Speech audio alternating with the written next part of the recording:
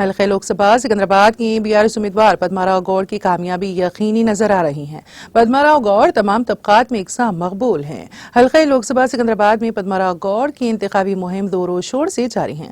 مختلف طبقات سے تعلق رکھنے والے قائدین پدما راؤ گوڑ سے ملاقات کر رہے ہیں اور اپنی مکمل تائید و حمایت کا اظہار کر رہے ہیں۔ سابق صدر BSP سکندرآباد آر سنیل نے سینکڑوں افراد کے ہمراہ پدما راؤ گوڑ سے ملاقات کی اور BRS میں شمولیت اختیار کی۔ پدما راؤ گوڑ نے سنیل اور دیگر افراد کا BRS میں خیر مقدم کیا۔ اس موقع پر خطاب کرتے ہوئے پدما راؤ گوڑ نے کہا کہ تلنگانہ کے مفادات کے تحفظ کے لیے BRS کی کامیابی ضروری ہے۔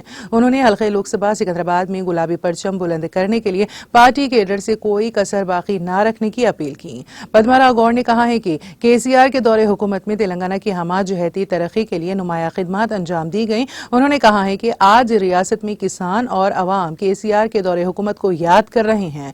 پدما راؤ گوڑ نے کہا ہے کہ کانگریس پارٹی نے جھوٹے پروپیگنڈے اور ناقابل عمل وعدوں کے ذریعے اقتدار حاصل کیا۔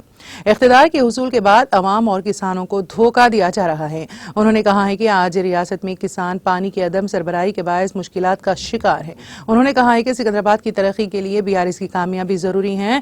انہوں نے کہا ہے کہ عوام کی فلاح و بہبود اور تلنگانہ کی ترقی ہی BRS کا واحد ایجنڈا ہے۔